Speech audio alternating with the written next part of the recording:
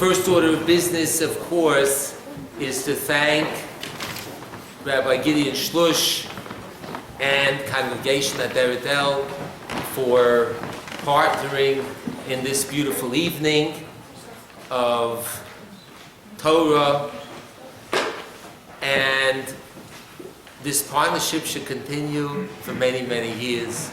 Everyone should have a wonderful, wonderful Chag Kosher v'Sameach, and you and your famous Rav and wonderful, wonderful Jew. I always say, you can't meet a rabbi who's nicer than Rabbi Shlush. We should all be in Yerushalayim HaKodesh next year. Amen. Amen. So why are we here tonight? The answer seems simple. The Yeshiva-Lite throughout the years has proven a highly successful event, and Dr. Gerald Schroeder is a terrific lecturer with an international reputation. Many of you have come because it is a chance to study Jewish texts as they are studied in the yeshiva with the chavrusa, a learning partner. And then hear a shiur, a lecture, on the material you have just studied. Others are here because they want to hear a noted physicist address questions and challenges posed by science to the Bible and to the existence of the Almighty. We have all had a relative, co-worker, neighbor, or friend advise us with tremendous confidence in his voice, with a knowing smile, how religion is all right, I guess, but cannot be true because everyone knows evolution is true. And everyone knows that the age of the universe well predates the Bible's account of creation. No matter that the person who is talking to us has a knowledge of science that is probably similar or and equal to their minuscule knowledge of Judaism. But I, certainly, and many of us, don't have the expertise in physics, biology, and geology to answer back. But tonight, we have an individual who has the knowledge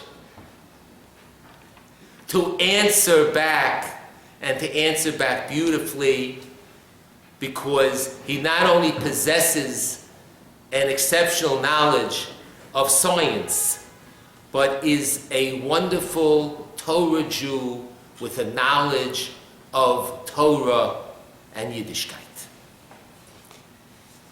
He also has one trait which I am incredibly envious of. He is so, he thinks nothing of himself. He's very, very modest, and that every time I speak to him, and he told me, do not say anything about me, please do not say anything about me, but I have to. He is a prince of a Jew. We're proud to have him, and without further ado, Dr. Gerald Schroeder.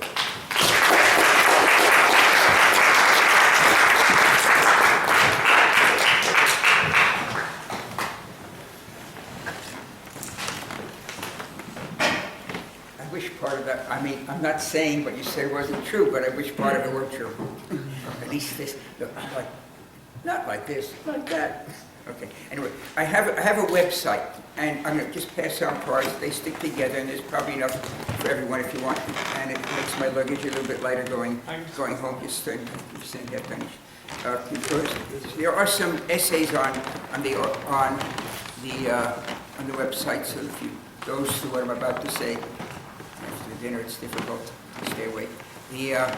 Not for me, or if you got that.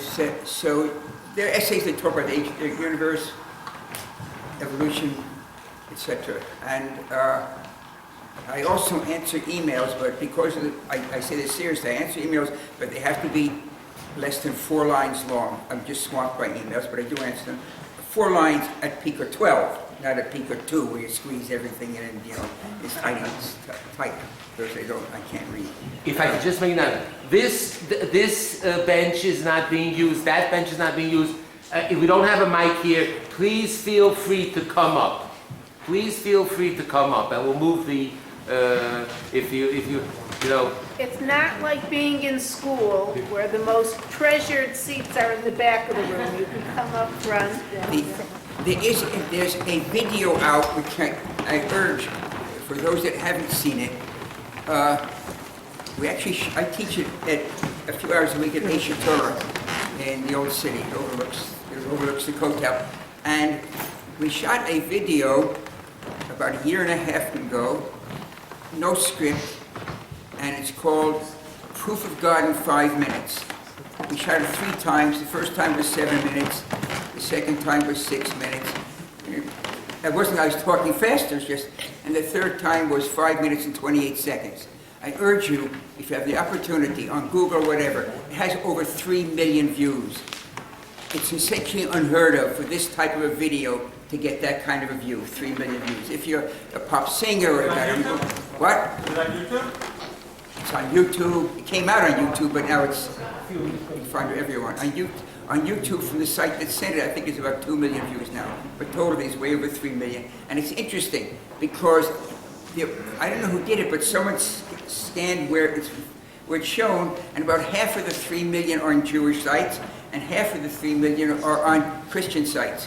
It's kind of interesting that it has found, and it uses in fact, the only data that it uses are the data that are in that diagram that you have, the NASA diagram, the one that looks like this. So every word that, from the science point of view, is directly from NASA, National Space Authority, and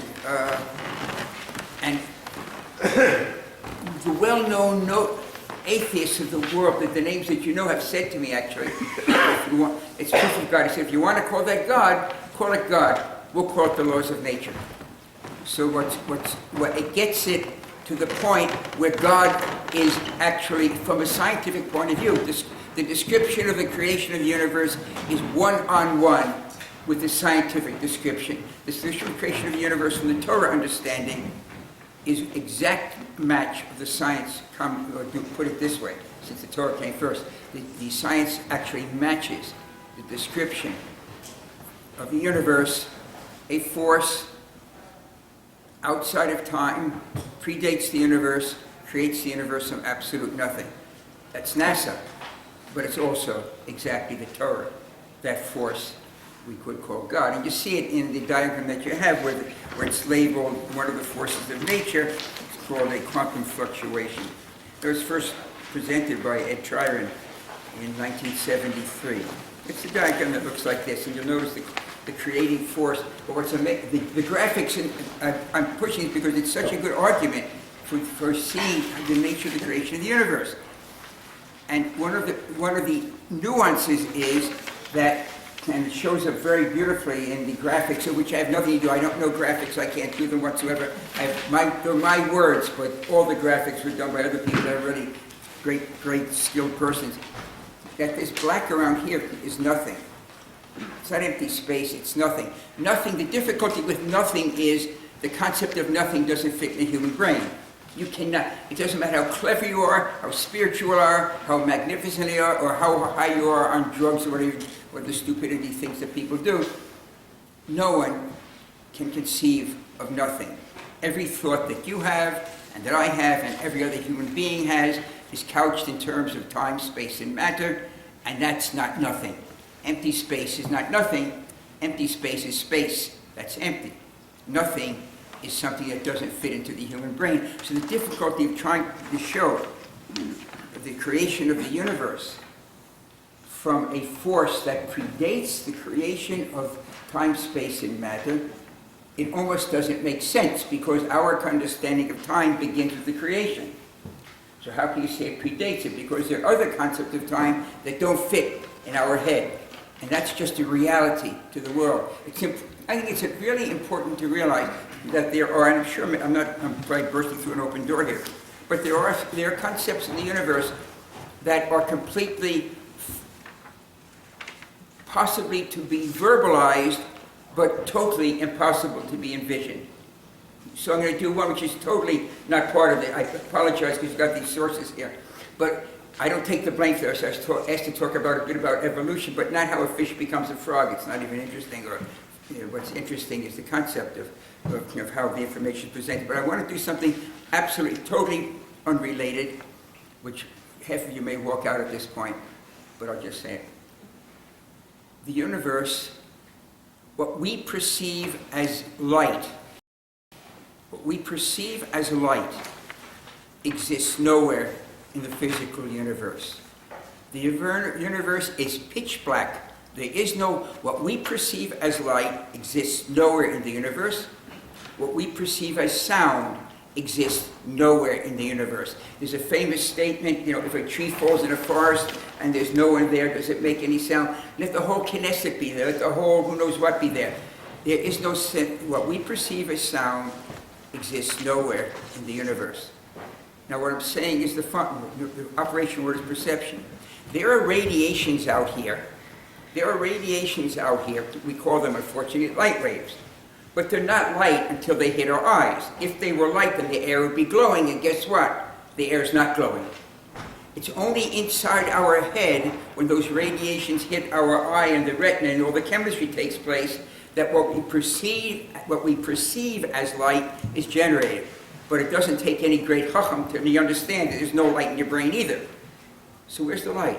Where is what exists as our perception of it? It's nowhere in the physical universe. It's the exact same concept of sound. We know there are molecules moving. I just made them move. But the air isn't booming only when those moving molecules happen to hit your eardrums, and the eardrums move, the bones move, nerves inside move, and they generate chemistry and the biochemical signals. But there's no sound in your brain besides gurgle, gurgle, gurgle as your heart pumps the blood through your clogged veins. Besides that, there's no sound. So it's important to internalize that there's some things that we take totally for granted, like what's so more fundamental to our existence than sound and sight. And yet what we perceive as sound and what we perceive as sight exists nowhere in the physical universe. Nowhere. So where is it? It's interesting. I'm not going to get into that, but I just want to drop it at that point because that's a reality. Again, there are radiations, but they're not light.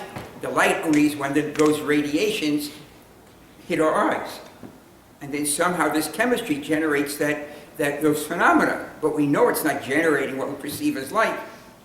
Now the cop-out on that is, well, that's one part of the brain looking at the other part. But that's not an explanation because the simple fact is what we perceive as light does not exist anywhere. Anyway, that's as I said. But I was asked to talk a little bit about, put that aside, about how information is presented. And I just got done reviewing a book. And I urge you, if you haven't, it's not out yet. I just sent in the review a week or two ago. It's called Undeniable. And what's interesting about that book, it's a person that suffered persecution. Douglas A.X.E. is his last name. X, I guess you can probably. It's being published by Harper One. That when you go against the stream, you pay for it. When you buck the accepted wisdom, you pay for it. And I talk about it. I didn't suffer from that, but he suffered tremendously as an established scientist that was showing that you could not explain, and this was his field, protein formation, that you could not explain the forming of proteins, the stuff that makes up you, your body really, by random reactions. And that was enough of an anathema to tell him they had to leave one of the leading universities in the world. I'm not mentioning names, you'll see it in the book. And he was given 1 month's notice after 12 years working there. And he started, but he felt he could not keep this quiet any longer. It's worth reading because it's from the inside. I talk about it, but my background's nuclear physics. I'm going to talk about atomic bombs and talk about them. But I'm not. But when I talk about this problem of being persecuted in biology, I'm a tertiary source. He's a first-person source, and he suffered from it from swimming upstream and going against the catechism that it's all by chance. So I want to make just a few statements about this and give two examples in the published literature of how, in fact, 3 examples, that the information is skewed, how it's presented.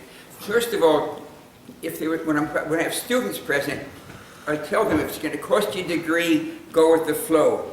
Don't fight it and get thrown out before you get your degree. But there are no data, zero, that confirm that the mutations that produced you, me, and everything around you were random. That I have no question in my mind that life developed from the simple to the complex. We're 99% chimpanzee with our genes.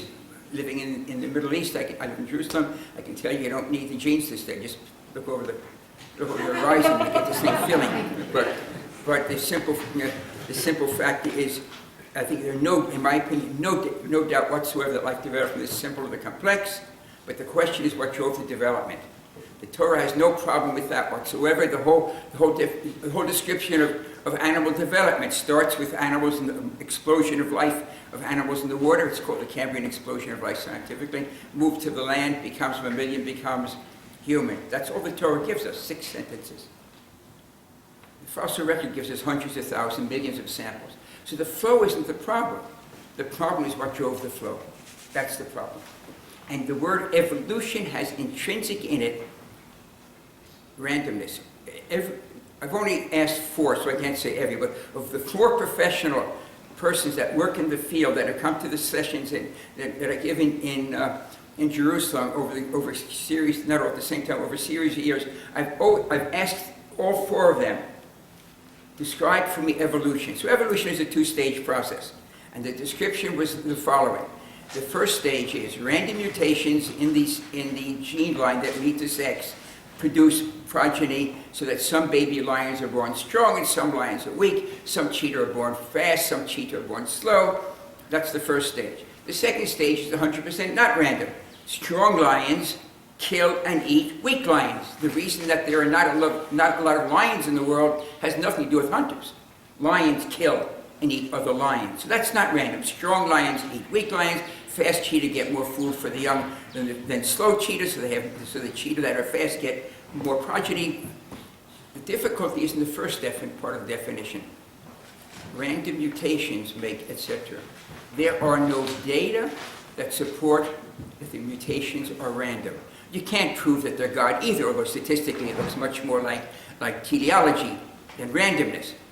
But the unfortunate factor that happened about 15 years ago in Pennsylvania, they must have a bunch of really dumb, crummy lawyers that presented an argument about teaching sciences, theology in the classrooms. At the federal level in the United States of America, it is forbidden to teach theology in science classrooms that are funded by outside sources. And eventually, I say this all the time, so maybe you've heard me say it before, eventually there's going to be a person in the group that is either a lawyer or has access to a smart lawyer, not the dummies that handle it in Pennsylvania. They have access to a smart lawyer, will take it to the Supreme Court, and it will have to be shown that the statement of evolution is forbidden to be said random. Because to say the mutations are random is as strong a theological statement as to say that the mutations are driven by God. Saying the mutations are random is a theological statement. What's it saying about God? There is no God. Exactly. Well, God is not active, put it that way. That's a theological statement. And that's forbidden at the federal level to make that statement in a science classroom. The science textbook, intrinsic in the use of the word evolution in the United States of America, because you can ask anyone, and it will always come out, random mutations in the secular do that make the changes. The mutations are not the problem. It's the word the random that's the problem.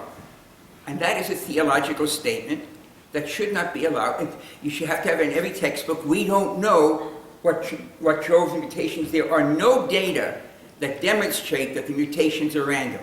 I can say also there are no data that prove that it's God. Although I say statistically, text after text comes out that says it doesn't look like that it could be anything other. Okay, that's just my little spiel on that. But maybe someday there will be a lawyer in the group that wants to take it further. Okay, I want 3 examples in the published literature of how information is skewed. I mentioned this stuff with the Cambrian explosion of light, but I'm going to take an example here. It's called The New Scientist. It's from The New Scientist. It is not peer-reviewed. If you're looking at scientific data and someone tells you, well, they said, stop listening. You have to give sources. Okay, this is a respected journal. It is not peer-reviewed, and it's called the Humanities Switch, and it shows the development of skulls from a chimp-like skull. I realize it's hard to see. You come to the sessions in Jerusalem, you get on the whole screen behind me. Chimp-like skull, gradually changing to a human skull. There are transitional forms. To say there are no transitional forms is just not true. There are. But it's not every spot. There are leaps that take place, so I'll make that clear also. But these are the data. Now, they show you in the text, they are quoting peer-reviewed data. And what they're showing is the following, that about 5 million years ago, just about the time of the Afro-Syrian Rift, a gene comes online, scrap more or less is how you pronounce it, I'm not going to try to spell it out, and a common ancestor occurs, the gene comes online, and then this line going up shows it's going to chimps. We have a common ancestor. We never had a chimpanzee in our ancestral line, make that clear. There's a common ancestor. And then that gene does something very interesting. It duplicates itself again. This gene controls the shape of your skull. All information from living forms today is the brain inside the head maps very closely the shape of the skull. Okay? So the gene duplicates itself again, another common ancestor goes off, and then something really rare. The gene duplicates itself again, so now you have 3 copies of the same gene, and suddenly you get people sleeping through lectures. And that's the flow, that takes place. Now those are the data that are presented, but the way that the article is described by the editor, and that's one of the things about a non-peer-reviewed journal. The editor can say anything the editor wants. He describes it like this. The essence of humanity largely boils down to a bunch of random mutations, every one of them happening by chance. Again, the essence of humanity largely boils down to a bunch of random mutations, every one of them happening by chance. The average jerk on the street that reads this article doesn't have really time to pay attention to what does he read? He reads the summary. No one has time to read all these articles. There is not a single word about random or chance in this or in the original article, which was peer-reviewed. So why does it say it's random and by chance? Because there's an effort to demonstrate. I mean, look, thank God I was a scientist for a long time, so I'm not really, I'm not like knocking science. But when it's presented to the public, there is a skewing. You might as well realize that there's a skewing. And if it's not peer review, there's not a single word in here that says that they're random or that by chance. But the review, because you only have time to read one sentence anyway, what the real article is about. The essence of humanity largely boils down to a bunch of mutations. That's fine. No problem with that. The question is what drove the mutations. The presentation is that they were random. And there are no data either in the text or in the text or in the data that show random. In other words, here, now the New York Times would lie to us, but here it is again. Tibetans cited as recent case of evolutionary change. Okay? Tibetans cited as, this is on page 2. So you're not rubbing the garbage already with it. People actually read it. And you're not going to read much more of the headlines again. And you dummies that don't believe in evolution, here's a recent case that shows it. Tibetans cited as a recent case of evolutionary change. So what do? They discover there's a bunch of Tibetans living on a mountain that's about 4,000 meters high. And it's just amazing. They're just chugging along just fine. Whereas the scientists that get up there were huffing and puffing. They could barely breathe. There's not too much air up there. But these Tibetans, they have no problem. So they wanted to figure out what happened.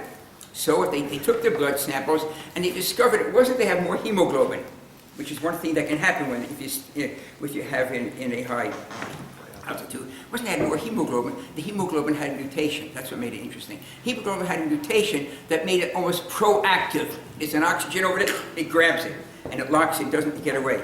So that's kind of interesting. Now, to get published in the journal Science, which is peer-reviewed, because they're quoting data from Science. The journal Science published in the States and the journal Nature published in the UK are the 2 leading peer-reviewed science journals in the world. They're nothing, they're in the top and everything else is a tier below. Obviously, if you're in medicine, it's what's in the New England Journal of Medicine, but that's specific. These are general. So what does this go on here? Well, to get published in the journal Science, or in Nature, but in this case Science, you have to do a background study. So they did a study these Tibetans on the mountain, and there they were. They had this mutation, and it was quite high. It was like 80 or so percent abundant of the population up there. And then to do a background study, they had to they realized that the Tibetans really aren't Tibetans. That's one of the arguments that China uses for taking over Tibet. They're really Chinese. Of course, it was about 3,000 years ago that a bunch of Han Chinese, to get away from the mosquitoes or something, moved up to the mountains. But the Han Chinese originate and they still live in the Delta region near Beijing. Okay? So how do you get a background study? You go to the Han Chinese in Beijing. And what do we discover? Living at sea level, the same gene exists. But it's only a few percent abundant, maybe 4 or 5% abundant, whereas up in the mountain it's like 85% abundant. Well, that's interesting. The gene exists at sea level. Why isn't it 85% abundant at sea level and only a few or 4%? Because it kills you. That's why. But it kills you after your early childbearing ages. So you get one layer of progeny, but up on the mountain where it's just perfect, you wouldn't get any. So just think about this. What the article tells us is that the gene existed, and now looking at what's called passive mutations, when the gene came online. It's not like a watch, but it gives you a general area. So that gene has existed for many, many thousands of years. And about 3,000 years ago, a bunch of Han Chinese so this is the theory now that's presented. About 3,000 years ago, a group of Han Chinese move up from the Beijing area to the mountains. Might actually have been mosquitoes, whatever it was, to get away from war, whatever. They moved up there. Now, it's pretty tough living, and it's about 3% abundant, the gene. But as generations go by over this 3,000 or 4,000 years, obviously the people with that gene become a larger fraction of the population. And now it's like up to 85% of the entire population. Now, this evolution. Evolution is a two-stage process. A random mutation takes place, makes some people more fit for high altitude, some people less fit for high altitude. This is all taking place out at sea level. You realize the Han Chinese always have. This gene exists long before the 3,000 years, because that we can tell by the mutations, the passive mutations. And then they move up. See, it's not a case of evolution whatsoever. That's not called evolution. The gene, or we take the study case, we go back 3,000 years. Does the gene already exist? Yes. So part of the population moves up to the mountain, and now they flourish. In the course of this description of the events, was there any mutation? No. The gene already existed. So what's that called? It's not called evolution. It's called adaptation. Now, no one's going to buy a newspaper that talks about Tibetans showing adaptation. Who cares about adaptation? The people move out to the suburbs and they water the gardens so the grass becomes adapted to. No one wants adaptation. That's not going to sell newspapers. You want evolution to show the dumminess people that don't believe in evolution. But if you go back to the core article, guess what word doesn't appear at all? Evolution. To get that published in Science, you can't call it evolution because the editors know it's not evolution and the peer reviewers know it's not evolution, it's adaptation. So why would the New York Times tell you that it's evolution? Because the New York Times, because every newspaper, I'm not knocking Times explicitly, every newspaper is the same business. They're not in business for the news, they're in business to sell newspapers. That's the nature of the game. And the more you can get wild topics like this, the more people can buy your newspaper, which means the more advertisers will pay to be in it. So watch out how information is present, because here's a headline, page 2, and notice it's 4 columns wide. So clearly, it wasn't like something they were just tossing out. There was a vested interest in presenting it, and it's the same exact interest that this article had in saying that it was all random. But this case doesn't talk about randomness. This just talks about evolution, where there's no evolution taking place whatsoever. The information already existed. The system was preloaded for the ability to live at high altitudes, and therefore became abundant. So it's what's called adaptation. And then the final one I talk about, what I'm attempting to present here is the fact that when you're reading data, and it says, and they said, make sure you find out who the they is, and did they actually say that, or was it spun to give you an understanding? So here is Charles Darwin, the closing paragraph of the closing chapter of his famous book, what's it called? The Origin of Species, 1859. And it is quoted in the journal Scientific American. Now, Scientific American is the most widely read science journal by probably a factor of 10 in the whole world. It's not peer-reviewed. You realize it's not peer-reviewed. So the editor can put in what he or she likes. And here is, if I can find the right place I'm reading out. Let me see here. One moment, please. I marked it here. Actually, you may have marked the wrong page. Yeah, here it is. Here is Charles Darwin as quoted in Scientific American and also the Smithsonian Institute, the Natural History Journal from the Smithsonian, maybe others as well, but those are the two I actually checked out. Charles Darwin, based on his understanding of evolution. There's a grandeur in this view of life. There's a grandeur in this view of life. That while this planet, there's a grandeur in this view of life, that while this planet has gone on cycling according to the fixed laws of nature and gravity, from so simple a beginning, endless forms, most beautiful and most wonderful, have been and are being evolved. I'm going to read the first few words again. There's a grandeur in this view of life, while this planet has gone cycling, life developed. That's the Scientific American on Darwin. That's the Smithsonian Institute on Darwin, but here's Darwin on Darwin in the text itself. There's a grandeur in this view of life, with its several powers having been originally breathed by the Creator, capital C, into a few forms of one, and while the planet's gone on cycling life, guess what's always left out?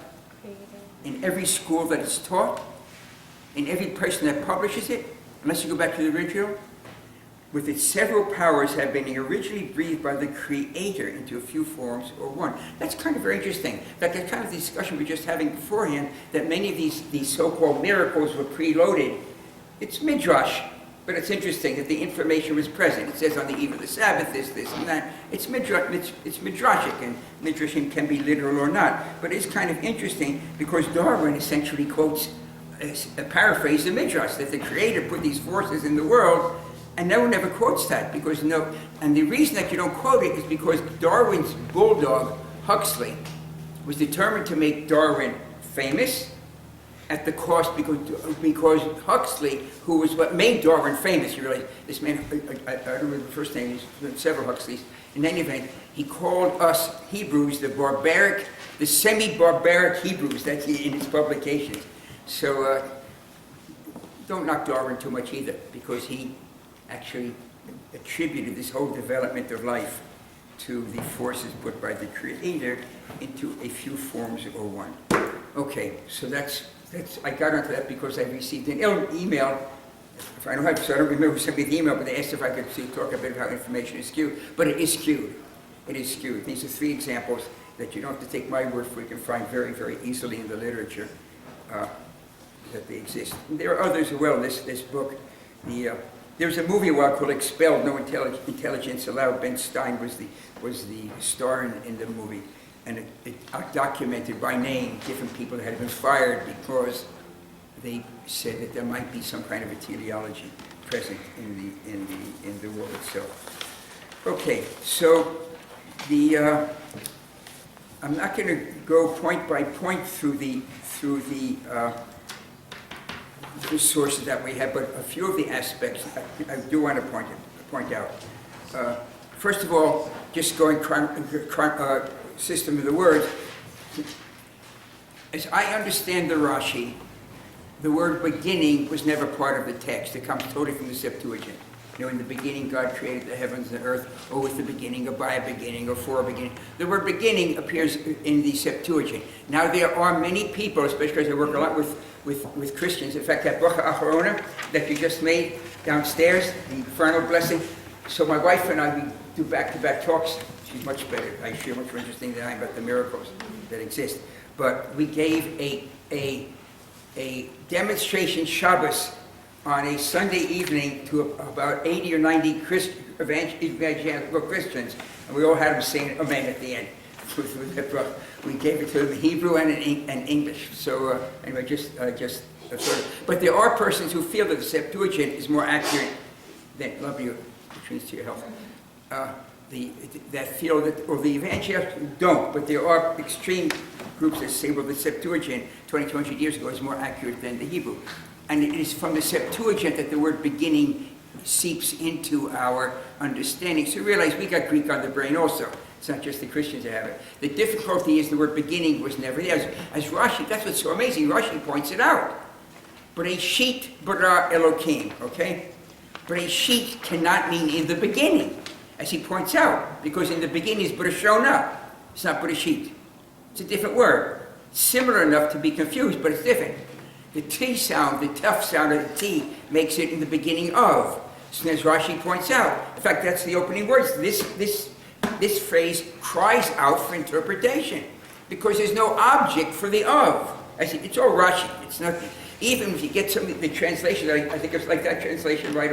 If I think it's like a stone translation, it says, it brings the Rashi, but says their translation is wrong, and the translators know it's wrong. But it's no worse.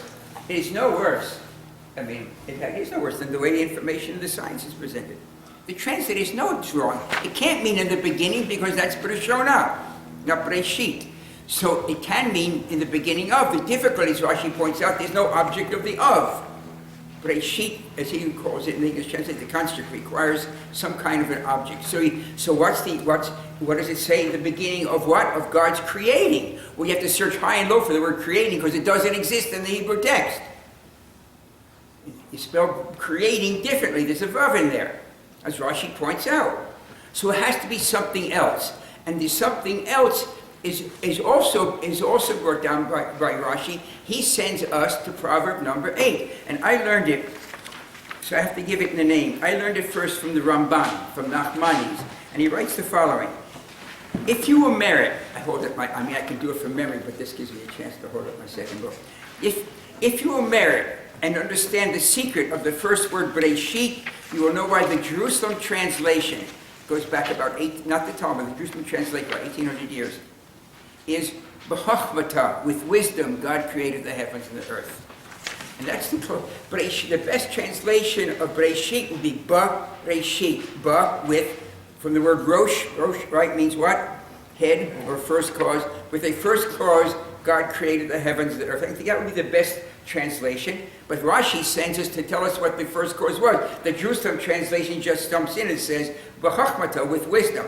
And Rashi sends us to Proverb number 8, verse 22, which says something along the lines, I am wisdom, God made me. You have it there in front of you, I didn't notice. I am wisdom, God made me as the beginning of God's ways, before there was an earth, the heavens.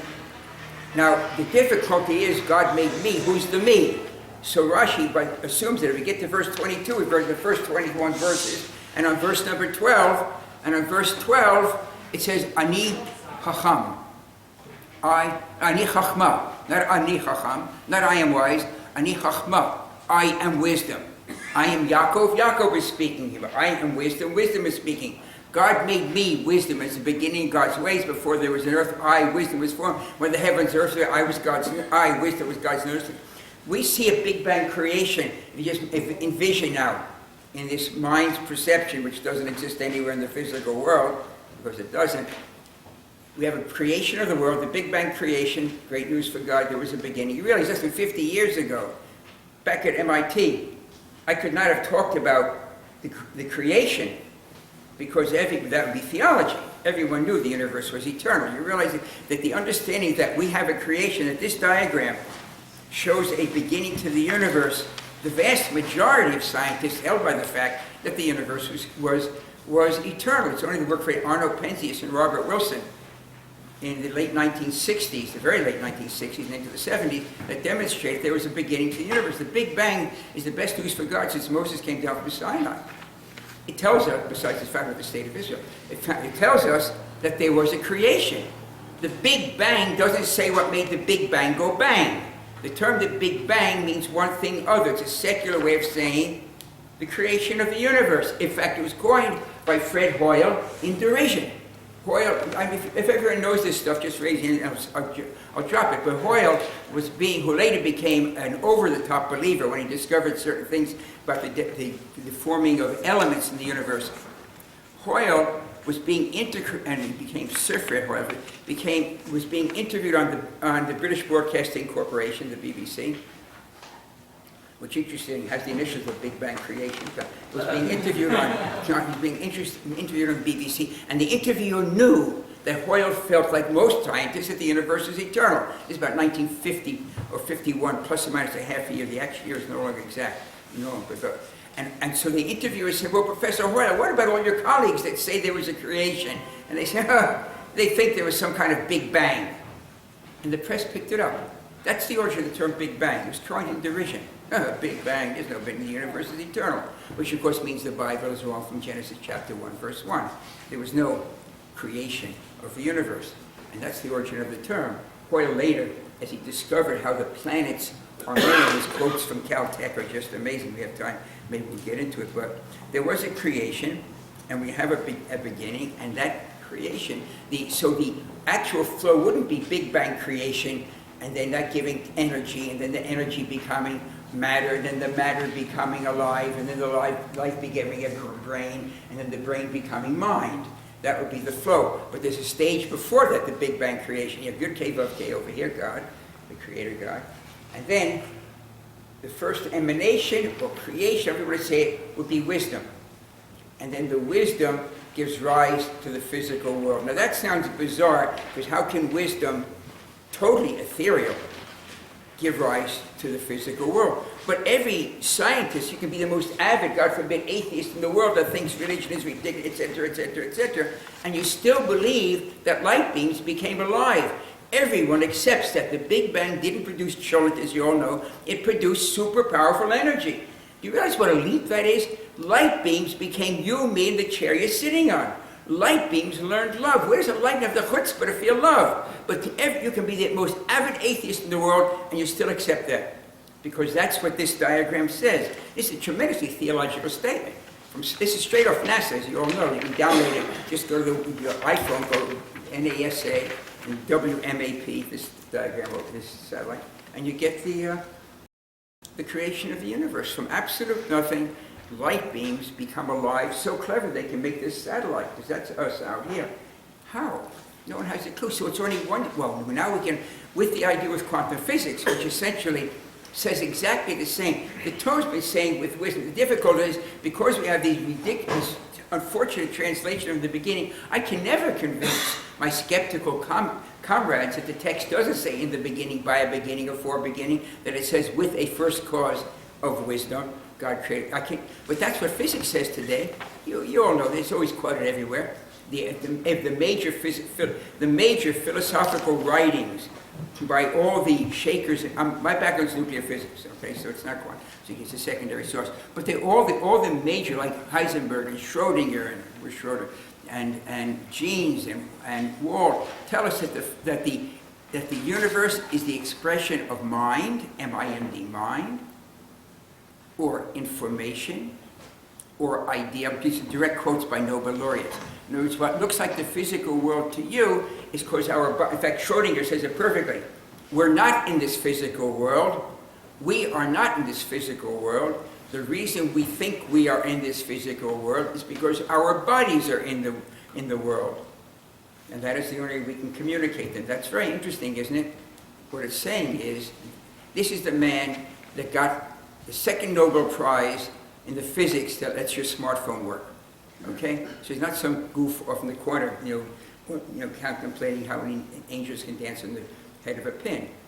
Your iPhone works because of Heisenberg and Schrödinger and the whole list of others, because they produce the physics that allows them to work. And he says point blank, we are not in this universe. But that's very interesting, because every near-death experience is exactly the same thing. Now, you can never prove each near-death experience is anecdotal, but it is interesting that physics has come to the point. Well, the simple fact is that physics now tells us that with no spinning of the information, that the metaphysical is part of the world. The you, that's the you of you, is not the you think is you. I may have said that before, but I had that wonderful experience a couple of years ago. I was invited to give one of the keynote talks at the National Prayer Breakfast, and twice it was, and the second time I was there, so the son of the founder, Dave Coe, who introduced me to Doug Coe, who was the man that first founded these things, and Doug grabbed me by the shoulder. He said, "Jerry, tell me something new." And it just came out of my mouth. The you that you think of is you is not the you think is you. In other words, the you think is, it's not. It's a totally metaphysical aspect of the world, and physics has discovered it. It's not theory any longer. You cannot explain how light beams are produced. No one can. That's the famous quote of Feynman. His father says, "Well, tell me, how did these light beams get?" We have no idea. We know an electron jumps from one level to another. You know, we have a center of an atom, and then they have the electron cloud around it. Every atom, if you measured the amount of atom, ATOM, that is solid, let's say you're going to make the atom so you can actually study. So you're going to make the center like an orange or grapefruit, you know, like that. And that's the center, it's the positive. And then you have the electron cloud around it. How far away would the electron cloud be? If the center were like this? 4 miles in each direction. That's like 1 part in 100 billion is solid. And yet this stuff feels solid.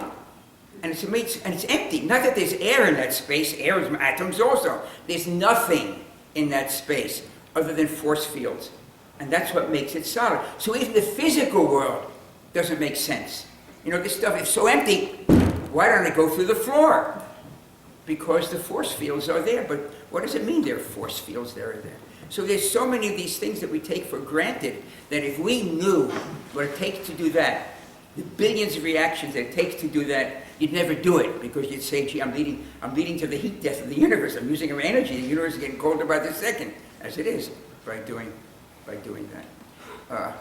Anyway, so I think I apologize for not following this directly, but you do see this proverb, "I am wisdom." God made me as the beginning of God's ways. I am, with the first 3 words of the Creator, I am wisdom. That's the very top there. So now, next stage in Genesis chapter 1, and we have the usual translation. There's evening and morning, day 1, or Yom Echad, 1 day, evening, morning, 2nd day. I don't know, gee. What's the cosmological event that makes evening become evening? You know, I mean, that's not a trick question. What makes evening become, what's happening in the world that makes evening become evening? Darkness. Well, The way that we're facing. yeah, sunset, it's called sunset, obviously. And morning becomes morning. So I usually have my students read through and they get to day 4, and what do they discover? The sun and the moon. Now, Rashi says there was it earlier, but you got a basic problem here. I don't know if the notes discussed this tonight because I didn't have a chance to skim through the notes, but there's a basic problem here. Now, the Ramban points it out, Nachmani, they bring down Genesis, my first book, Genesis, the Big Bang. He says, you got a problem here, and that's the whole idea of that Psalm, that Proverb 25:11. The word was spoken is like apples of gold and dishes of silver. So what's the apples of gold? The apples of gold, the AG, the apples of gold. When you say the Maimonides, the Rambam talks about Maimonides in the Moreh Nevuchim, the guide for the perplexed, talks about this. He says when you look at a dish from a distance, or you can see the dish, the beautiful silver dish. Only when you bring it close in can you discover what's inside the dish. The apples of gold. What's the silver dish? He relates it to Torah study. See the text from a distance, the literal text. Do this, don't do that, eat this, don't eat that, act this way, don't act that way. That's the subtle teaching, how we run our lives. The apples of gold are how God runs the world. That's the subtle, how God runs the world. And the apples of gold, you only see it by looking inside. So suddenly he points out, We have evening and we have morning, one day. Evening and morning the second day. Evening and morning the third day. And bingo, on the fourth day we get the sun and the moon. So you have a little problem with evening and morning. So clearly it can't mean now. Now in modern Hebrew, the Hebrew word for evening is erev, and that's the text used erev. We're talking about biblical Hebrew here in a time when before there was the sun, and hence for the whole 6 days. So erev, the Ein Resh Beit erev, the Hebrew word for evening today, that's the silver dish reading. As he points out, it's a derived meaning because the root meaning of erev is why an eruv works. What does an eruv do? I mean, it's a fiction because if it were from the Torah, you couldn't have an eruv. But an eruv does what? It mixes the product. Exactly. It mixes because the root meaning of erev isn't evening. The root meaning is mixture, chaos. And the same thing, and so he writes, is when the sun sets, vision becomes chaotic, blurry. Hence the idea of erev being evening. It's totally Ramban. It has nothing to do with Schroeder. When it's me, I always let you know. The same thing is for morning, boker, beit kufresh. Morning, boker, when sun rises, things become orderly, able to be discerned. The Ramban says that's why we call it morning, but the root meaning is because you have to go to the golden apple, the root. You can't use the silver dish because there's no sun yet. Even if the sun were there, the fact that the Torah slaps the sun down on day 4 makes us go for the golden apple, and that's order. And what the text is telling us is something phenomenal. It's overwhelming. That out of chaos came order. It's phenomenal. It's unequivocal. It is an unequivocal statement, no caveat, no limit. Order never arises spontaneously from a disorderly system and remains orderly. There's a whole sentence there. Order never arises spontaneously from a disorderly system, from a chaotic system, and remains orderly, unless something in nature predicts that order. In other words, it's potentially built into the system.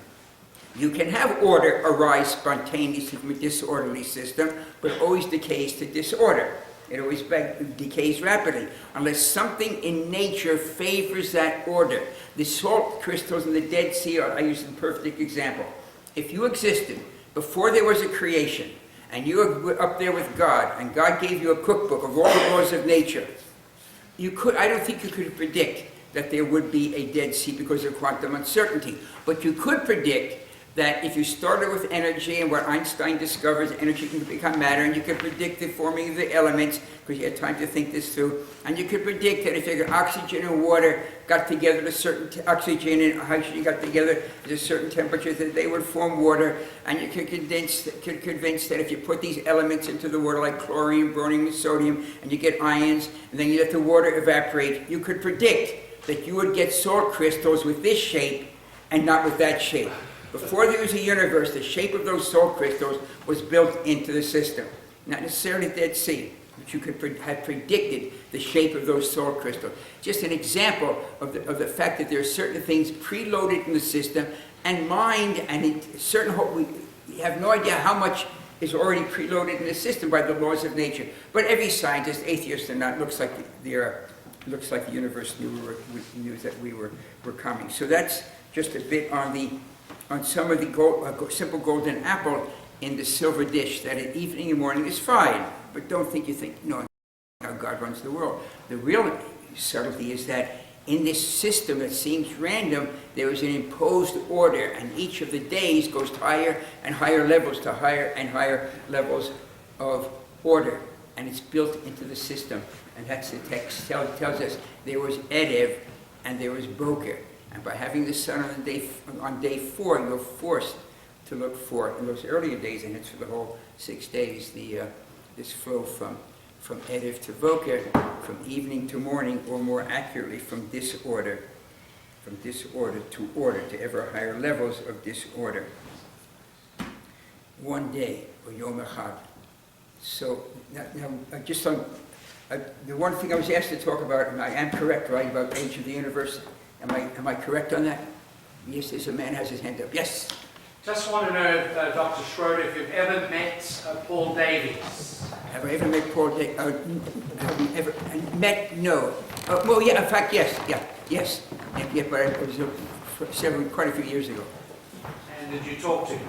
Yeah, what we talked about then was, is there any net mass in the universe, or is the fact that you get gravitational negative energy matches the mass exactly, so you can say there's nothing. But that's a mathematical, let's say, construct, because in fact there is something. That was what that was what the conversation was about the idea that expansion gives you a as you're going out, we have this positive energy, but now these are further apart, so you've got this negative energy of gravity, and you add this plus that equals zero. So you're not contradicting the conservation of mass. We don't have a problem with the creation of the universe. By itself, initially, does contradict the creation, because at the initial there's not much gravity. Well, the universe is a tiny space. The idea of singularity, but it should be clear, singularity is used very sloppily, because the universe, almost no one holds by the fact that there was a singularity, because a singularity is a point of zero dimension and infinite density.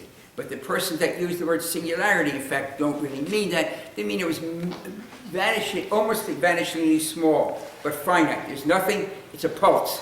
It's not like this.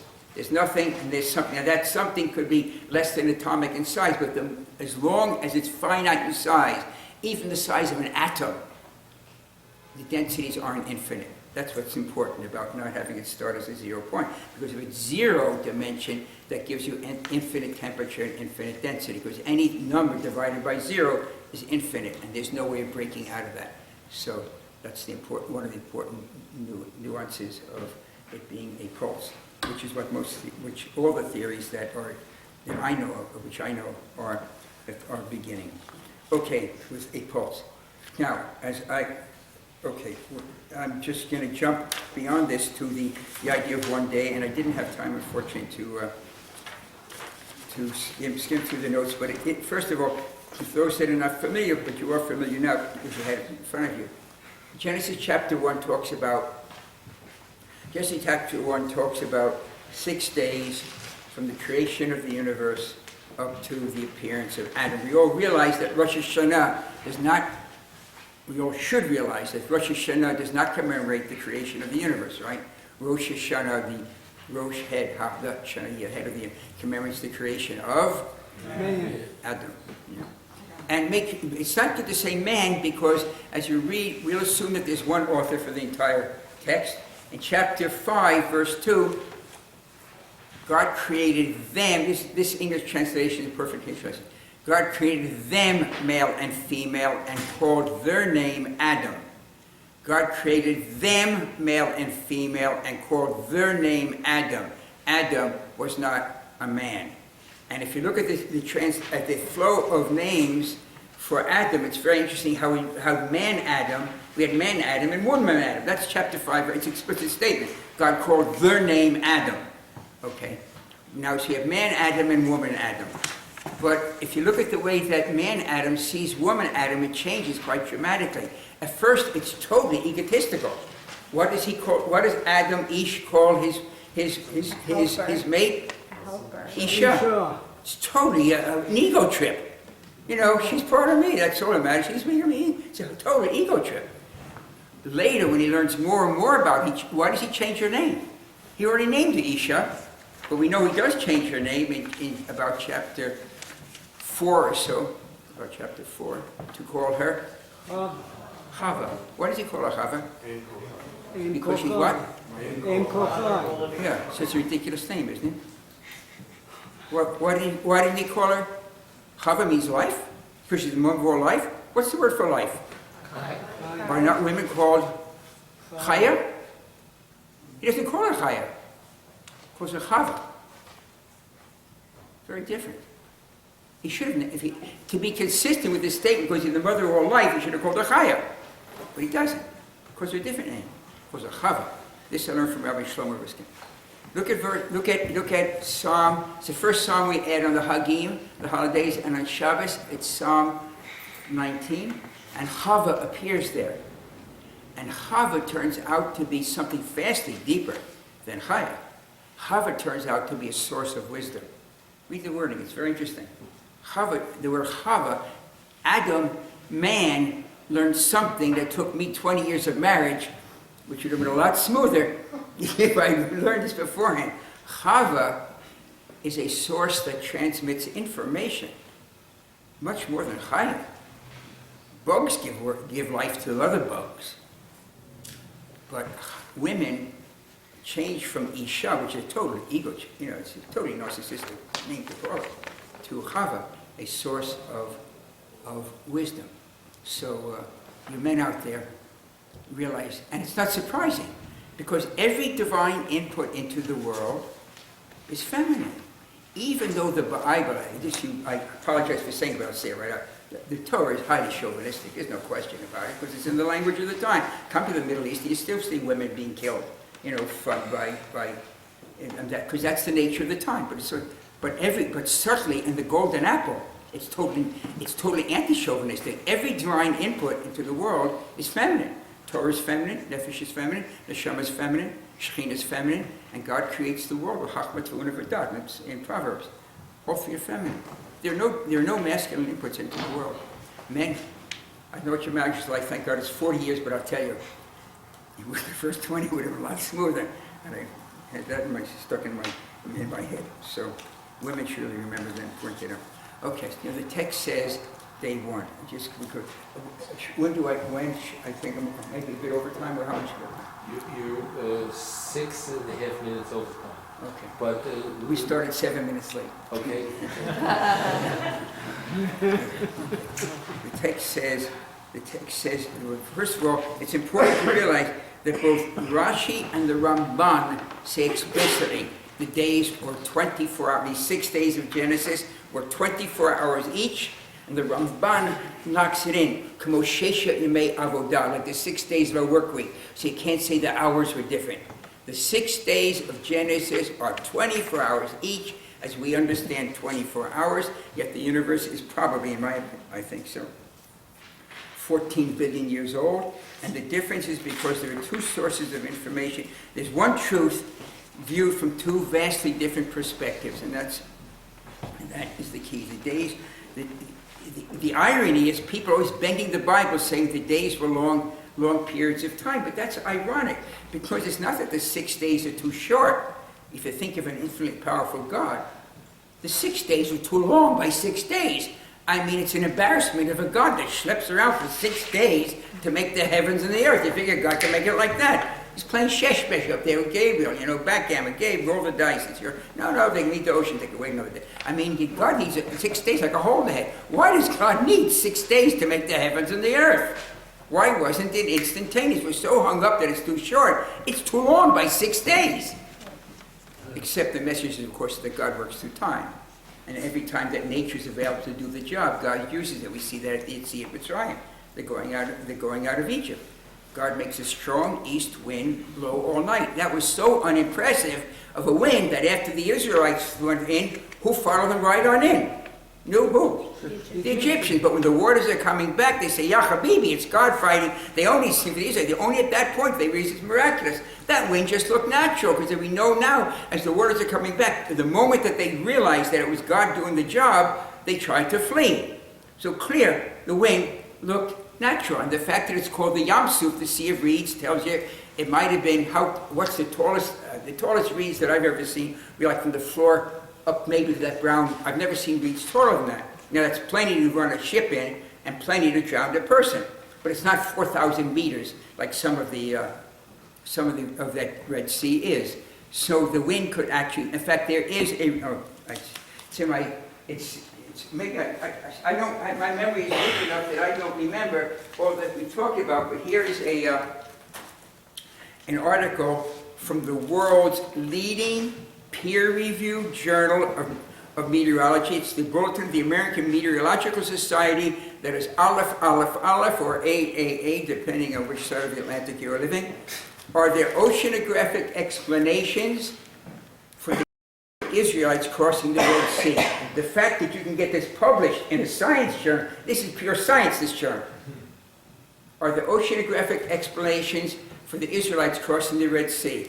And the authors are Nof and Paldor. It's interesting they did this study, because my sons, I spoke with them both, and my sons, I spent time, and they weren't people that went around